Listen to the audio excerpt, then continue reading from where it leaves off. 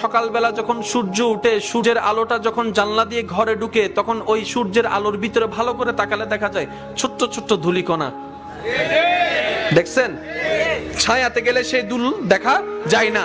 এগুলা হচ্ছে সেই দুল যেগুলা মানবের সামান্য চোখে, সাধারণ চোখে দেখা যায় না। এখানেও কিন্তু অনেক দুল আছে, অনেক দুল আছে। অনুবীক্ষণ যন্ত্র আনলে হয়তো দেখা যাবে। এখন একটু খেয়াল করে দেখুন, আপনার রাস্তার দুল, এখানের দুল, ঘরের দুল, পরিবেশের দুল যাচ্ছে। আপনি নাককে সেভ করলেন মাস্ক দিয়ে, চোখ তো খোলা আছে, চোখ তো খোলা আছে, চোখ তো খোলা আছে, চোখ তো খোলা আছে, চোখ তো খোলা আছে। এখন এই সারাটা জীবন যার বয়স যতটুকু, এতটুকুলা দুল যদি চোখের মধ্যে থাকতো, চোখ তো অন্ধ হয়ে যাওয়ার কথা ছিল, অন্ধ হয়ে যাওয়ার কথা ছিল।